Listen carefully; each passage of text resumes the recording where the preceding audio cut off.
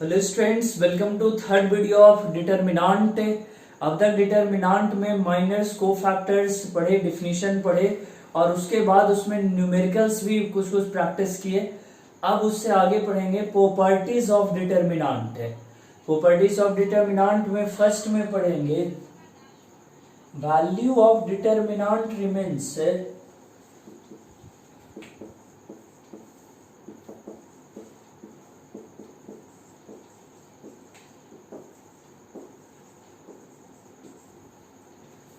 if rows are interchanged with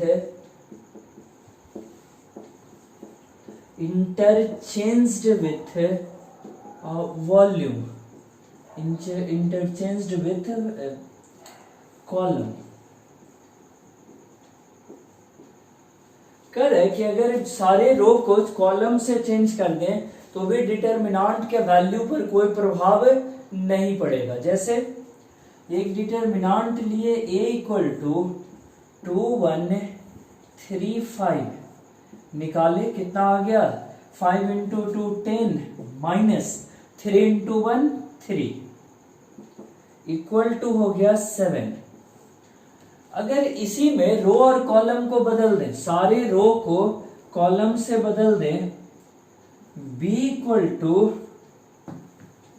2315 कितना हो जाएगा देखो।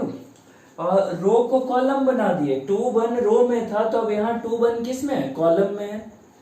35 रो में है तो यहाँ 35 किस में है, कॉलम में है। और अब निकाल कर देखते हैं कितना आया, 5 इंटू 2 10 और 10 माइनस 3 इक्वल टू हो गया कितना 7। लिखे ऐसे, दोनों का वैल्यू सेम रह गया।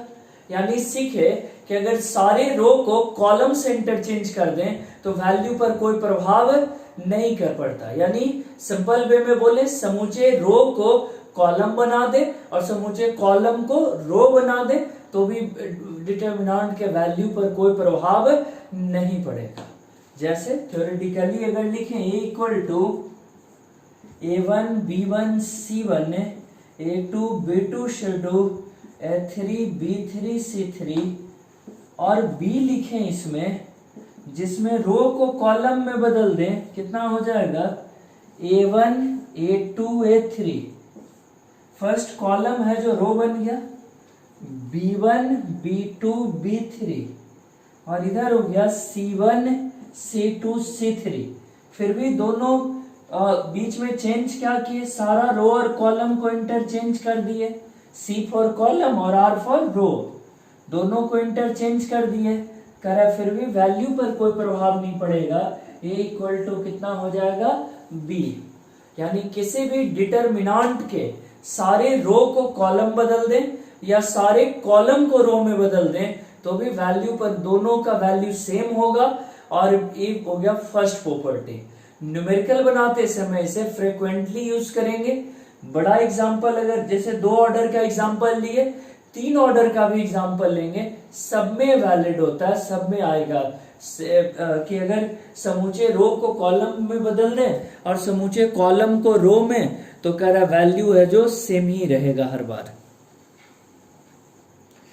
आगे बढ़ने से पहले अगर थोड़ा भी कंफ्यूजन हो तो क्लियर कि a1 a2 a3 कॉलम में था, हमने रो में लिख दिया। b1 b2 b3 कॉलम में था, यहाँ रो में लिख दिए। और c1 c2 c3 यहाँ कॉलम में था, इसको भी हमने यहाँ रो में लिख दिया। तो कह रहा है कि एकदम आसान है कि अगर रो सबको कॉलम में बदल देंगे या कॉलम सबको रो में, फिर भी डिटरमिनेंट का निकाल कर जो वैल्यू आएगा वो हर बार सेम रहेगा। तो एक फर्स्ट प्रॉपर्टी हुआ जिसका यूज करेंगे आगे दूसरे न्यूमेरिकल बनाने में। प्रॉपर्टी 2, यदि किसी डिटरमिनेंट के किसी 2 रो को आपस में बदल दीजिए या किसी 2 कॉलम को आपस में बदल दीजिए, वैल्यू का डिटरमिनेंट का वैल्यू मैग्नीट्यूड वही रहेगा, साइन नेगेटिव हो जाएगा। अगर एक डिटरमिनेंट है a equal to a1 b1 c1 a2 b2 c2 A3 B3 C3 कह रहा है इसमें पहला ऑपरेशन किए कॉलम 1 और कॉलम 2 को आपस में बदल दें तो इससे आया कौन सा डिटर्मिनांट है? कॉलम 1 है A1 A2 A3 या कॉलम 2 है B1 B2 B3, दोनों को आपस में बदल दीजिए।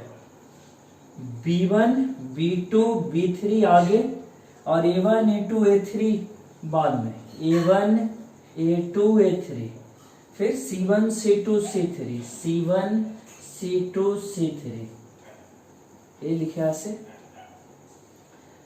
अगर इसी को रो ए बी मान लिए, दो रो को आपस में बदल दीजिए, रो 1 और रो 2 को C लिखे। रो कौन सा देखिए जरा, A1 B1 C1, ये रो है A1 B1 C1 और A2 B2 C2। ये पहला रो A1 B1 C1, दूसरा रो A2 B2 C2, आपस में बदल दिए तो A2 B2 C2 ऊपर चला गया, A1 B1 C1 किधर चला है? नीचे।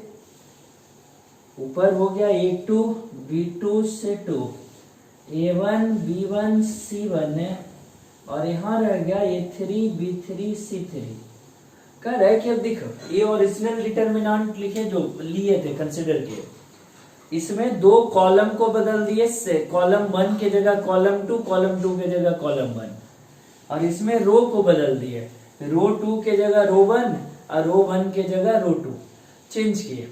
कह रहा है कि इन तीनों ही केस में वैल्यू सेम रहेगा, क्योंकि प्रॉपर्टी पढ़े कि अगर किसी डिटर्मिनेंट के किसी दो रो को आपस में बदल दें या किसी दो कॉलम को आपस में बदल दें तो कह रहा है कि उससे वैल्यू मैग्नीट्यूड में सेम रहेगा। हाँ, फर्क किसमें पड़ेगा? साइन बदल जाएगा, चिन्ह है, निगेटिव हो जाएगा। कह रहा है कि अगर ये b है तो b बराबर भी हो जाएगा माइनस है, साइन बदलेगा, और यहाँ c इक्वल टू भी कितना हो जाएगा? माइनस है। तो कह रहा है कि मैग्नीट्यूड वाइज सेम रहेगा लेकिन साइन अपोजिट हो जाएगा, पहले जो भी साइन है वो बदल जाएगा और साइन बदलने के लिए उसके आगे माइनस लगा देंगे, इस तरह से वो चेंज हो जाएगा। ओके, अच्छा यहाँ पर इसका एक दो प्रॉपर्टी देखें हम लोग, प्रैक्टिकल प्रॉपर्टी, ये तो हो गया थ्योरेटिकल समझना। अंक में ले, कोई भी डिटर्मिनेंट ले रहे हैं, छोटा ही लेते हैं, बड़ा लेंगे तो आना तो सब में है, 1 2 और कितना था 5 7 ऐसे ले लिए। ये a इक्वल टू वैल्यू निकाल दें, 7 माइनस 10 इक्वल टू -3। अब कॉलम 1 और कॉलम 2 को इंटरचेंज कर दें, ठीक है। कॉलम 1 था 1 5, वो चला गया कॉलम 2 में, कॉलम 2 था 2 7, वो चलाया फर्स्ट में। 5 to 10 -7 इक्वल टू 3। देखिए b बराबर -3 -a। क्या सीखे इससे? कह रहा है कि इससे सीखे कि एक और निगेटिव आएगा, b बराबर कितना आ गया निकल करके, b इक्वल टू आया -a। तो यही सीखे। कई बार बच्चे सोचते हैं कि 3 वाला एग्जाम्पल लेते तो होता कि नहीं, तो बोले तो बाद में बहुत आपको मिलेगा भी डिस्कशन में। करे जब प्रॉपर्टी किसी के लिए बना तो वो सब पे लागू होगा, ऐसा नहीं है कि वो 3 वाला रहे तो नहीं होगा। यहाँ चूंकि फास्ट समझते चलना, बढ़ते चलना, इसलिए मैं उसको लिखा नहीं, इसी में 3 वाला ही एग्जाम्पल दे दूंगा। अगर रो को बदल देते दोनों को, R1 और R2 को, तो कह रहा है c इक्वल टू 5 7, ये रो 2 था और ये फर्स्ट रो, तो उलट जाएगा 5 7 ऊपर और 1 2 नीचे। 10 -7 इक्वल टू 3 इक्वल टू हो गया -3 -a। कैसा हो गया? निगेटिव a, ठीक है। तो यही सीखे थे कि अगर किसी भी दो रो को या दो कॉलम को आपस में इंटरचेंज कर दें तो उससे वैल्यू सेम रहता है मैग्नीट्यूड में, लेकिन साइन निगेटिव हो जाता है, माइनस लग जाता है। पढ़े प्रॉपर्टी नंबर 2। अब प्रॉपर्टी नंबर 3 लिखते हैं, इसको भी नोट कर लीजिए, मैं प्रॉपर्टी नंबर 3 लिख दे रहा हूं। यदि किसी डिटर्मिनेंट का कोई भी दो रो या दो रो आपस में इक्वल हो जाए, आइडेंटिकल हो जाए, एक जैसा हो जाए, या फिर कोई दो कॉलम है जो एग्जैक्टली सेम हो जाए, तो कह रहा है कि ऐसे में कह रहा है कोई दो रो इक्वल हो जाए या कोई दो कॉलम सेम हो जाए, तो कह रहा है कि इस केस में उसका वैल्यू, उस डिटरमिनेंट का वैल्यू 0 हो जाएगा। उस केस में उस डिटरमिनेंट का वैल्यू कितना हो जाएगा? 0 हो जाएगा। जैसे यहाँ पर a1 b1 c1 है और a2 b2 c2 डिफरेंट है, लेकिन मान लो ये भी क्या हो जाए a1 b1 c1, तो कह रहे हैं इसका वैल्यू क्या हो जाएगा? 0। या फिर दो कॉलम अगर बराबर हो जाता a1 b1 c1, a2 b2 c2 और a3 b3 c3, इसमें से हम लोग यहाँ a1 a2 a3 है, ये हटाकर यहाँ पर सेम कर दें a1 a2 a3, दो कॉलम भी सेम हो गया तो भी इसका वैल्यू कितने के इक्वल हो जाएगा? 0 के इक्वल। यानी कोई भी डिटरमिनेंट जिसमें कोई भी दो रो या कोई दो कॉलम सेम हो जाए तो उसका वैल्यू कितना हो जाएगा? 0। एक और प्रैक्टिकल एग्जांपल करके देखें। अंक में लेते हैं 1 2 3 -1 5 2 और -1 5 2। देखते हैं निकाल कर। फर्स्ट रो के लॉन्ग तोड़ते हैं। 1 सिखाए थे, 1 ये रो गया, कॉलम गया। 5 2 10 -5 2 10, 10 -10। अब 1 के बाद 2 लेंगे तो आगे क्या लग जाएगा? नेगेटिव। इसका कॉलम छोड़े मन ही मन है, रो 2 × -1 -1 × 2 -2 -2 प्लस यहाँ 3 हो गया, 3 × -5 यहाँ +5, ये कट गया 2 2 यहाँ 5 5, कट करके कितना आ गया? 0। कट करके कितना आ गया? 0। ठीक है। तो कह रहा है कि कोई भी दो रो या दो कॉलम आपस में अगर आइडेंटिकल हो जाए, सेम टू सेम हो जाए, तो उस केस में उस डिटरमिनेंट का वैल्यू रिड्यूस होकर 0 आ जाएगा। तो ये बहुत यूजफुल प्रॉपर्टी है। बहुत सारे क्वेश्चन में जब हम प्रोसेस करते हैं तो प्रोसेस करने के बाद जो है वो हमारी कोशिश होती है कि दो रो या दो कॉलम को हम आइडेंटिकल ले आए तो वो जो है वो 0 हो जाएगा। तो ये बहुत सारे न्यूमेरिकल बनाने में हेल्पफुल है प्रॉपर्टी। तो आप याद रखोगे। मैं कुछ एग्जांपल बताता हूँ। देखिए, डिटरमिनेंट दिया हुआ है, इसका वैल्यू बताना है कितना होगा। कह रहे सिग्मा आर। सिग्मा आर पढ़े, सीक्वेंस एंड सीरीज से पढ़ते आ रहे इसको। सिग्मा आर का मतलब कितना? 1 से स्टार्ट n पर इन, तो 1 to n तक। Sigma r square starting with 1 in at n, 1 square 2 square और cube, 1 cube 2 cube and n cube. n 2n square 3n square, n into n plus 1 by 2, n into n plus 1, 2n plus 1 by 6 और last में n square n plus 1 का whole square बटा 4। देखिए जरा, लिखे इतना। देखो यहाँ जोड़े 1 to n तक जोड़े, कितना formula? n into n plus 1 by 2, इसका n into n plus 1 into 2n plus 1 by 6 और इसका n स्क्वायर n plus 1 का स्क्वायर बाई 4। बीच वाला जैसे है वैसे कॉपी कर दिए, जो था उतारे। और ये कितना है भी लिखे, n plus 1 by 2, n into n plus 1 into 2n plus 1 by 6 और n स्क्वायर n प्लस 1 का स्क्वायर बटा 4। अब देखो इतना लाए, पहला कॉलम और ला थर्ड कॉलम, दोनों देखे तो आइडेंटिकल दिख रहा है आपको, सेम टू सेम दिख रहा है। कौन सा? एक फर्स्ट और एक लास्ट वाला, दोनों सेम है, दोनों आइडेंटिकल है। प्रॉपर्टी कहता है कि जब दो कॉलम आइडेंटिकल हो तो इसका वैल्यू कितने के बराबर हो जाएगा? तो इसका वैल्यू निकल कर आएगा 0। तो ये अप्लाई किए फॉर्मूला, और बहुत सारा एप्लीकेशन है, बट उससे पहले और प्रॉपर्टी जो रिमेनिंग है पहले वो पढ़े। अब प्रॉपर्टी 4 पढ़ते हैं। कह रहा है कि अगर एक डिटरमिनेंट के किसी एक रो में या किसी एक कॉलम में कोई टर्म कांस्टेंट टर्म से सब में मल्टीप्लाई कर दें, तो कह रहा है कि वो पूरा डिटर्मिनांट उससे मल्टीप्लाई हो जाएगा। या डिवाइड कर दें अगर किसी एक रो या किसी एक कॉलम में हर एक एलिमेंट को किसी कांस्टेंट नंबर से, तो कह रहा है पूरा का पूरा डिटर्मिनांट डिवाइड हो जाएगा उस नंबर से। मैथ्स जो है मैथ्स की भाषा में ही बेहतर समझ में आता है, तो देखते हैं। d equal to a1 b1 c1, और कह रहा है कि एक d डैश माने d dash equal to k a1 k b1 k c1, और बाकी a2 b2 c2 a3 b3 c3 equal to, यहाँ k कॉमन हो जाएगा ऊपर से, a1 b1 c1 a2 b2 c2 a3 b3 c3 और बराबर k, और इसे क्या कहें, देखो d।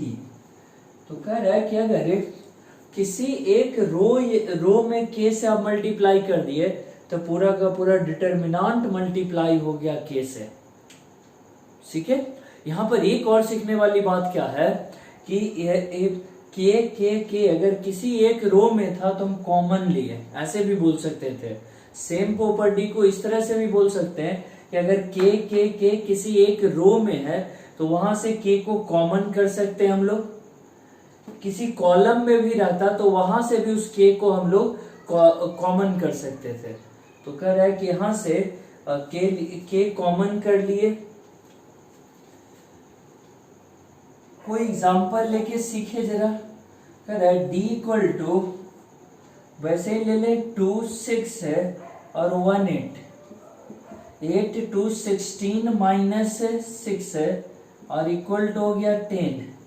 अब d डैश लिखे, d डैश बराबर यहाँ 2 से मल्टीप्लाई कर दिए 4 और 12 है, कितना आ जाएगा देखें 8 4 32 माइनस 12 इंटू 1 12 है 20 का मतलब 2 इंटू 10, यानी पहले वाला का 2 इंटू डी, यानी फर्स्ट रो को 2 से मल्टीप्लाई कर दिए तो पूरा डिटर्मिनांट का भी वैल्यू 2 से मल्टीप्लाई हो गया। पहले 10 आ रहा था, अब कितना आ रहा है, अब 20 आ रहा है। तो ये बहुत इंपॉर्टेंट प्रॉपर्टी है और इसका बहुत यूज आगे आएगा। तो ध्यान रखें, फिर से लास्ट दोहराता हूं कि अगर किसी एक डिटर्मिनांट के किसी एक रो या किसी एक कॉलम में मल्टीप्लाई कर दे हम किसी कांस्टेंट टर्म से, तो पूरा का पूरा डिटर्मिनांट मल्टीप्लाई हो जाता है उससे। दूसरी भाषा में बोलें कि अगर डिटर्मिनांट के किसी एक रो या किसी एक कॉलम में कोई कांस्टेंट टर्म कॉमन हो तो हम उसे डिटर्मिनांट के बाहर ला सकते हैं और वो पूरे डिटर्मिनांट के वैल्यू में मल्टीप्लाई हो जाएगा। तो दो तरह से बात को बोले। अब लिखें प्रॉपर्टी नंबर 5। और इसमें यह भी ध्यान रखें कि अगर ये मैट्रिक्स होता, कई बार इस पे न्यूमेरिकल पूछता है कि अगर ये मैट्रिक्स होता है इस तरह से, तो यही प्रॉपर्टी कैसे काम करता है इस पे। अगर मैट्रिक्स में मल्टीप्लाई करते हैं तो एक टोटल में मल्टीप्लाई होता है, टोटल में, किसी एक रो या कॉलम में नहीं। मैट्रिक्स रहता तो एक टोटल में मल्टीप्लाई होता, तब कॉमन आता बाहर के, और तब इस केस में, मैट्रिक्स के केस में इस तरह लिख पाते। यानी मैट्रिक्स में अगर टोटल में हर एक एलिमेंट में मल्टीप्लाई करते हैं के से, तब वो कहलाता है कि पूरा मैट्रिक्स मल्टीप्लाई हुआ के से। हर एक एलिमेंट में मल्टीप्लाई करते हैं के से, तब कहलाता है कि वो पूरा का पूरा मैट्रिक्स मल्टीप्लाई हुआ के से। क्योंकि डिटर्मिनांट में भी, जैसा कि एनसीईआरटी में डिटर्मिनांट और मैट्रिक्स मिक्स करके बहुत सारे न्यूमेरिकल्स रहते हैं, तो कह रहा है कि इसमें भी या कॉम्पिटिटिव क्वेश्चन में भी मिक्स करके रहता है, तो ऐसे में बहुत यूजफुल बन जाता है। जैसे क्वेश्चन में इसको, इसी को एक न्यूमेरिकल की तरह बना करके आपको दिखाता हूं। देखा, ये हमने ये मैट्रिक्स लिया और इससे पहले डिटर्मिनांट पढ़े थे। अब कह रहा है कि यहां पर ये मिटा दिया। कह रहा है कि if A equal to matrix this then determinant of K into A equal to, देखिए जरा, तो डिटर्मिनांट निकालने के लिए पहले ये मैट्रिक्स है, पहले तो K A निकाल लें, K से मल्टीप्लाई करेंगे तो एवरी एलिमेंट मल्टीप्लाई हो जाएगा प्रत्येक में, KB2 KC2 KA3 KB3 KC3 सब में मल्टीप्लाई हो गया है। K equal to KA1 KB1 KA2 ऐसे लिखे। इसमें से कॉमन कह रहा है कि अब इसका डिटर्मिनांट निकालिए, तो जब इसी को डिटर्मिनांट के मॉडल में रखेंगे ऐसे KA1 KA2 KC1 KB1 KB2 KC2 KA3 KB3 KC3 बराबर, यहां कितना आ गया निकल कर, अगर मैट्रिक्स में यही इंपॉर्टेंट बात, अगर मैट्रिक्स में मल्टीप्लाई किए हर एक रो में मल्टीप्लाई हुआ या हर एक कॉलम में, लेकिन जब डिटर्मिनांट में वही चीज लेंगे तो एक रो से ही कॉमन होगा सिर्फ, जैसे फर्स्ट रो से या कॉलम वाइज लें तो फर्स्ट कॉलम से के आया, इससे भी के एक और आया, और फिर इससे भी के एक और आया, जो बचा कितना है A1 B1 C1 A2 B2 C2 A3 B3 C3, यानी K क्यूब और इंटू कितना हो गया D, K cube into D। फिर से स्टोरी देखिए, ये मैट्रिक्स है, मैट्रिक्स में K से मल्टीप्लाई किए तो हर एक एलिमेंट में मल्टीप्लाई हो गया। अब इस मैट्रिक्स का डिटर्मिनांट निकालने का है, डिटर्मिनांट निकालेंगे तो हर एक रो में से कॉमन होगा या हर एक कॉलम में से, कॉलम वाइज हमने बोला, रो वाइज भी वही आता, तो एक के इसमें से, एक के इसमें और एक इसमें से, के यानी के क्यूब। तीन ऑर्डर का मैट्रिक्स लिए थे, तीन ऑर्डर का स्क्वायर मैट्रिक्स, तो इसमें कितना था 1 2 3 1 2 3, ऑर्डर 3 था, 3 ऑर्डर का लिए थे तो k का पावर 3 आया। अगर इसको जनरलाइज कर देते कि a बराबर ऐसे, इसी आधार पर जनरलाइज करके रूल बनाते, ए भी छोटा करके लिख दें, A I J एक मैट्रिक्स है n ऑर्डर का, तो देन k इंटू ए बराबर 3 ऑर्डर का था तो 3 आया था, तो और यहाँ D नहीं A लिखा है, 3 ऑर्डर का था तो 3 आया था, यहाँ कितने ऑर्डर का ले रहे हैं n ऑर्डर का, तो यहाँ k to the power n और n2 हो गया determinant a, k to the power n n2 हो गया डिटर्मिनांट a, ऐसे। तो कह रहा है कि जनरलाइज फॉर्मूला भी बन गया कि अगर a बराबर एक मैट्रिक्स हो कितने ऑर्डर का n ऑर्डर का, और उसे k से मल्टीप्लाई करके डिटर्मिनांट निकालें तो k to the power n into determinant a होगा।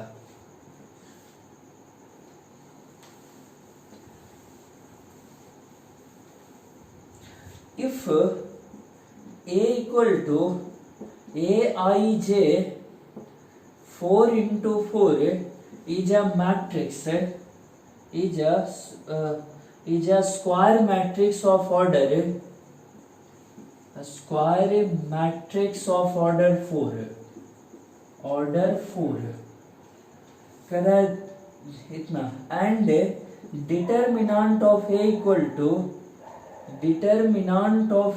to 5, then determinant of 2a equal to,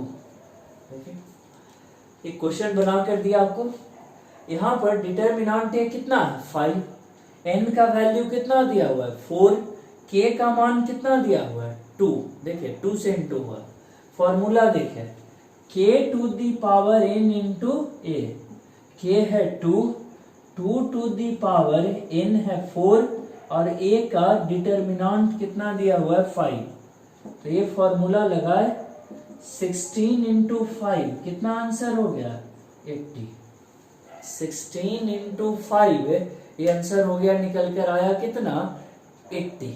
ठीक है, तो ये सीखे, बड़ा इंपॉर्टेंट बात छूट जाता है कि अगर मैट्रिक्स के रूप में दिया हुआ स्क्वायर मैट्रिक्स, तो उसमें इस प्रॉपर्टी का यूज, मल्टीप्लाई करने वाले प्रॉपर्टी का किस तरह से यूज होगा, और वो डिटर्मिनेंट से किस प्रकार से थोड़ा डिफरेंट हो जाता है।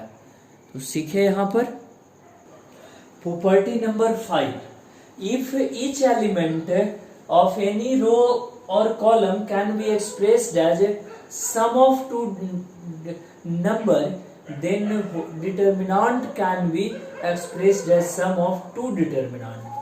मैथमेटिकल भाषा में ही समझ में आएगा पहले, तब लैंग्वेज क्लियर होगा। a plus a1 dash, b1 dash और c1 dash, a2 b2 c2 और यहाँ a3 b3 c3, इस तरह लिख दिए। कह रहा है कि इसमें पहला रो को आप ध्यान से देखो, इसमें 2 टर्म का सम है, सब में 2 टर्म का सम है, या यहाँ माइनस भी रह सकता है, कोई जरूरी नहीं कि प्लस हो, प्लस माइनस दोनों, सब मतलब दोनों सेंस में। इसको अगर हम सेपरेट करके लिखें तो एक बार a1 b1 c1 plus minus a1 dash b1 dash c1 dash, a1 dash b1 dash c1 dash. यहां हो गया। आज तो जितना देर क्लास ले रहे हैं, पूरे क्लास है, जो बाहर है सब डॉग सब भौंक रहा है, पूरा शोरगुल मचा हुआ, शायद वीडियो में भी आवाज जा रहा हो। और आजकल ये लॉकडाउन के माहौल में जैसे इंसान चिड़चिड़े हो रहे हैं, सारे जीव जंतु भी परेशान है, जो इंसानों से ज़्यादा जुड़ाव वाला। और जंगल वाले तो मस्त हैं भाई, उनको तो और वो जंगल छोड़ करके शहर में घूमने आ रहा है कि चलो देखते हैं इंसान कैसे रहता है। लेकिन जो इंसानों के साथ रहते हैं, जैसे कुत्ता है सब, तो उसकी परेशानी बढ़ गई, क्योंकि लॉकडाउन के चलते उनको भी खाद्यान्न जो होता है, उनका भी भोजन पानी कहीं न कहीं कम हो गया है। ठीक है, और चोरी भी बढ़ गई है। तो जैसे जो आपको 1-2 दिन वीडियो में भी हल्का सा डिस्टरबेंस हो गया कल से, तो कह रहा है कि हम लोग घर से बाइक चोरी हो गई, ऐसे ही दिन में ही, और घर के गेट पे एकदम खुला सा माहौल है, कहीं कोई लक्षण नहीं कि यहाँ से बाइक चुराया जा सकता है, और गेट पर से ही चोरी हो गया। तो ये कह रहा है कि ये जो है सिचुएशन, ये थोड़ा डिफिकल्ट तो अभी बना हुआ है हर तरह से, और शायद डॉग्स भी आज इसीलिए इतना भौंक करके मुझे पूरा डिस्टर्ब किए हुए है। चलिए काम की बात करते हैं, क्वेश्चन देखते हैं। a1 plus minus a1 dash अगर किसी एक रो में 2 एलिमेंट हो, तो हम उसको अलग अलग करके लिख सकते हैं, और बाकी पे प्रभाव नहीं पड़ेगा। a2 है, b2 है, c2, a3 b3 c3, और फिर यहाँ भी a2 b2 c2, और यहाँ हो गया a3 b3 और c3, ऐसा है निकल करके। तो कह रहा है बाकी पर कोई प्रभाव ही नहीं पड़ेगा। तो इस तरह से कह रहा है कि ये बस ऊपर जो लीनियर कॉम्बिनेशन वाला टर्म है, वो एक बार a1 b1 c1 और एक बार a1 डैश b1 डैश और c1 डैश है, ऐसे आ जाएगा। तो कह रहा है कि अगर कोई एक term linear combination plus minus के फॉर्म में हो, तो वो सेपरेट हो जाएगा, और बाकी सारे टर्म जिसमें कोई सिंगल जो है वो जैसा है वैसा ही उतार देंगे। एक बार फिर आप पूछ सकते हो कि सर इसमें 3 टर्म रहता, तो यहाँ प्लस, यहाँ a1 डबल डैश, यहाँ प्लस, यहाँ minus b1 double dash, plus यहाँ c1 डबल डैश, 3 टर्म। कह रहा है कोई बात नहीं, पहला a1 b1 c1 लिखे, फिर a1 dash b1 dash c1 dash plus है, और फिर एक बार और इसी को उतारेंगे किसके लिए, minus a1 double dash, minus b1 double dash और माइनस c1 डबल डैश। तो यहाँ minus a1 double dash, b1 double dash और c1 डबल डैश। बाकी नीचे जो है वो सेम टू सेम कॉपी कर देंगे, इसीलिए मैं लिखने के बदले ऐसे ब्लैंक दिखा देता हूँ। मतलब वह कि जो इसमें है वही उसमें भी क्या कर देंगे, कॉपी कर देंगे सेम टू सेम। तो अगर 2 ही नहीं 3 टर्म हो, 3 से ज्यादा टर्म हो, तो भी उसे तोड़ेंगे। तो इससे एक बात तो क्लियर हो गया कि अगर यहाँ 3 टर्म का कॉम्बिनेशन है तो 3 सेपरेट डिटर्मिनांट बनेगा, 3 सेपरेट डिटर्मिनांट बनेगा। तो ये सीखे। कह रहे हैं कि इसमें कुछ और बातें मैं जोड़ते चला जाता हूँ सिखाने के लिए आपको, कि अगर मान लो उसमें तो था, इसमें भी A2 plus A2 dash B2 हो गया और B2 डैश और यहाँ C2 डैश रहता, तो A2 डैश, यहाँ B2 डैश और C2 dash, A2 dash B2 dash और C2 डैश अलग अलग लिखना है। वो अलग था, वो कंप्लीट हो गया था, अब इसमें चेंज करके नया डिस्कशन जोड़े। यहाँ भी A2 में A2 डैश, B2 में B2 डैश और C2 में C2 डैश। अब क्या होगा, कह रहा है कि पहले 3 में टूटा था, अब 2 बार A टूटेगा, फिर 2 बार A और 2 बार A। जैसे इसमें लीनियर कॉम्बिनेशन है 2 टर्म का, तो ये 2 बार लिखाएगा ना, एक बार A2 B2 C2, क्या एक बार A2 B2 C2 और एक बार यही चीज लिखाएगा A2 डैश B2 डैश और C2 डैश।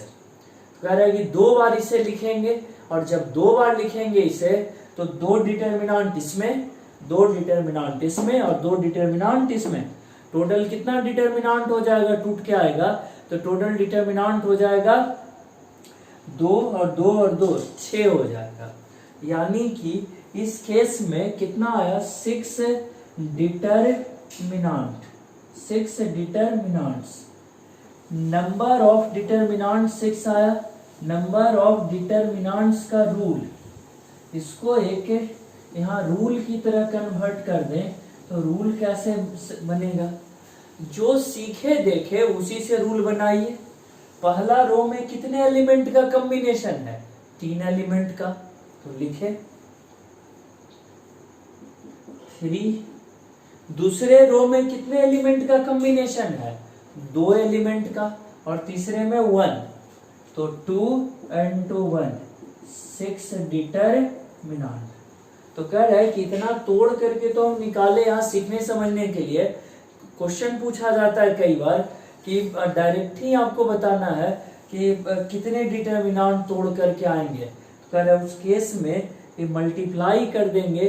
पहला में 3 एलिमेंट्स का कॉम्बिनेशन, 2 एलिमेंट्स का कॉम्बिनेशन और 1, तो 3 into 2 into 1, ये आ गया 6। यानी ये क्लियर हुआ कि इसको तोड़ करके 6 डिटर्मिनांट आएगा।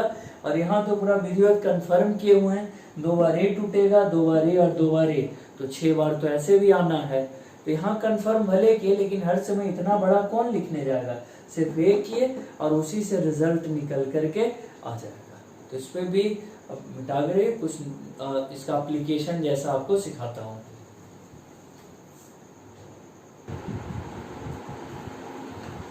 तो कर है कि क्वेश्चन में A plus B, B plus C, C plus A ऐसे दिया हुआ है, इसको साबित करना है 2ABC था। डिटर्मिनांट के प्रॉपर्टी से इसे जब तोड़ेंगे तो आया A B C और बाकी नीचे जो है कॉपी कर दिए, C plus A plus B, B plus C. A B C ले चुके थे, बचा B C A, B C A। नीचे जो होगा इसे लिख दीजिए B plus C, C plus A plus B और फिर A plus B, B plus C, ऐसे लिखिए। तोड़े फिर से, अब इस बीच वाले को भी तोड़ेंगे तो 2 डिटर्मिनेंट और बन जाएगा, A B C B C A, C plus A plus B, B plus C। देखिए जरा, B C A ले चुके, बचा C A B, C plus A plus B, B plus C। फिर इधर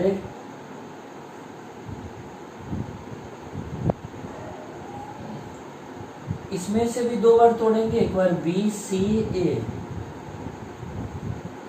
सी plus A plus B, B plus C,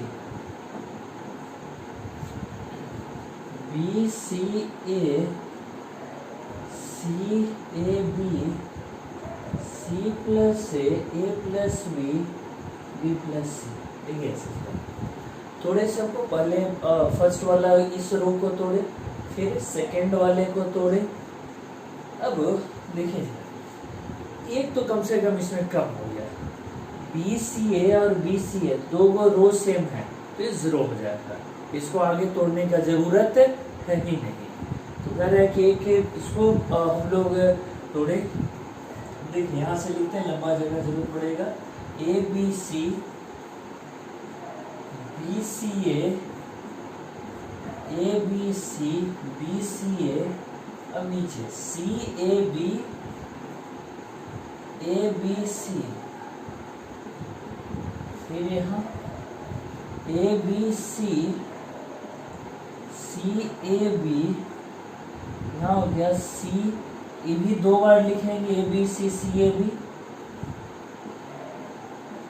C A B, यहाँ देखो एक बार सी ए बी और एक बार ए बी सी, यहाँ ध्यान से देखना, सी ए बी और A B C, C A B,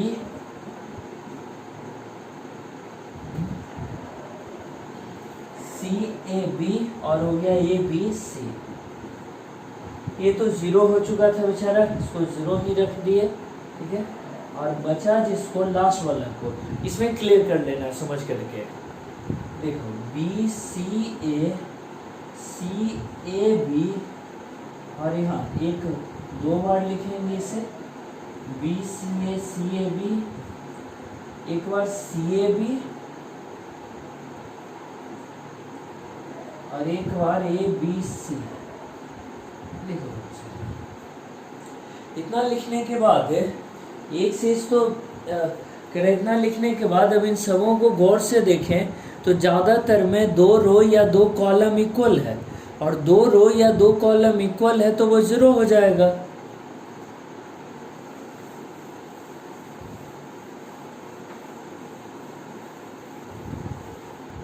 देखो पहला वाला कौन उतारे, A B C A B plus, देखो ए बी सी और ए बी सी दो रो इसमें सेम है तो ये 0 हो गया। इसमें देखे सी ए बी दो रो सेम है, ए बी सी इसमें भी 2 रो सेम है, और इसमें भी सी ए बी और सी ए बी 2 रो इसमें भी क्या है, सेम है। तो सब 0, एक फर्स्ट वाला बचा, बाकी बीच में सब का सब 0 हो गया, और एक लास्ट वाला बचा बी सी ए बी और ए बी सी। खैर है कि एक बार दो यहां से लिखेंगे तो आ गया ए बी सी ए और C A B minus B C A, इन दोनों में रो 2 और रो 3 को आपस में बदल देते हैं, यहाँ माइनस हो गया, ए बी सी रो नंबर 3 ऊपर चला गया और C A B row number 2 नीचे, ए बी सी ए बी ऐसे लिखे। एक बार और पहला तो जैसा था उतार दिए, बी सी ए और सी ए बी, यहाँ पर बी सी ए और A B C A B इसमें भी चेंज करें, फिर से कह रहा है कि यहाँ पर बी सी ए बी सी और सी ए बी इन दोनों में चेंज करेंगे रो 1 और रो 2 को, बी सी और ए बी सी को। देखो ए बी सी ऊपर चला गया,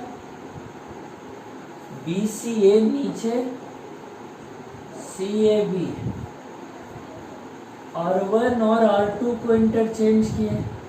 नियमतः जब दो रो को आपस में चेंज करते हैं तो माइनस साइन बदलता है। एक बार ये दो यहाँ चेंज किए तो निगेटिव, एक बार और चेंज कर दिए तो फिर माइनस हुआ तो पॉजिटिव। कितना बार आ गया सेम चीज 2 बार, 2 into A B C A B, ये आया निकल करके। ठीक है, तो करें कि इसे सीखे। ये प्रॉपर्टी का यूटिलाइजेशन है कि जिसमें अगर एक रो या कॉलम में एक से ज़्यादा एलिमेंट हो तो हम डिटर्मिनेंट को ही सेपरेट लिख सकते हैं, अलग अलग कर करके। ठीक है, तो बस इतना ही। और कल तुरंत ही एक और इसके नेक्स्ट वीडियो में तुरंत अपलोड करूंगा, तो उसमें रेस्ट जो इसके हैं वो आपको इंक्लूड करूंगा। प्रॉपर्टीज एग्जाम्पल, कुछ डाउट्स भी एक दो लोगों ने पूछा था कि सर 4 ऑर्डर का डिटर्मिनेंट हो तो कैसे तोड़ते हैं, तो मुझे वीडियो के बीच में याद आया, बीच के बाद, तो उसमें बता नहीं सकता था, तो नेक्स्ट वीडियो के शुरुआत में वो भी बता दूंगा कि 4 ऑर्डर का डिटर्मिनेंट कैसे बनाते हैं। Okay, thank you.